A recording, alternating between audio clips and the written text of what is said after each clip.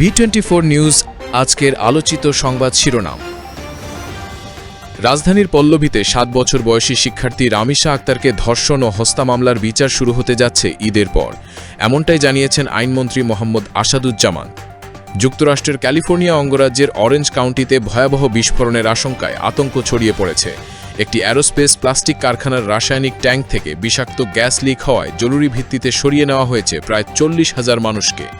পবিত্র ঈদুল আজহাকে সামনে রেখে চোরাই পথে দেশে গরু প্রবেশ ঠেকাতে সীমান্তে সর্বোচ্চ প্রস্তুত রয়েছে বিজিবি, এমনটাই জানিয়েছেন সুলতান সালাউদ্দিন টুকু। প্রচণ্ড তাপপ্রবাহে পুড়ছে ইন্ডিয়া। রাজধানী দিল্লি সহ বিভিন্ন অঞ্চলে তাপমাত্রা ৪২ থেকে ৪৫ ডিগ্রি ছাড়িয়ে গেছে। তবে এর মধ্যেই স্বস্তির খবর দিয়েছে দেশটির আবহাওয়া দপ্তর IMD। ময়মনসিংহ মেডিকেল কলেজ হাসপাতালে হামের উপসর্গ নিয়ে আরও এক শিশুর মৃত্যু হয়েছে।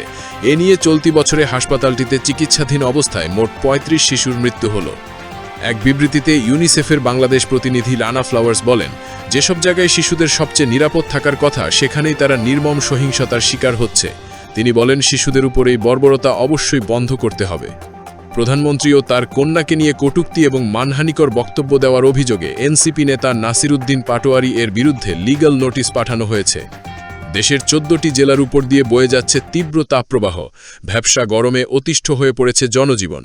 এর মধ্যেই দেশের বিভিন্ন অঞ্চলে কালবৈশাখী ঝড়ের আভাস দিয়েছে বাংলাদেশ আবহাওয়া অধিদপ্তর। পবিত্র হজ পালনে সৌদি আরব পৌঁছেছেন ৭৭,৪৩২ Bangladeshi.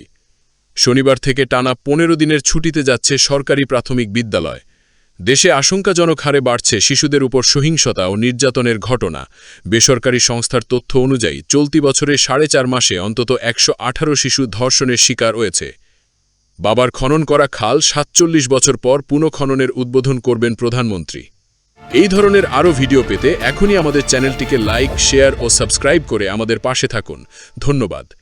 B24 news multimedia desk.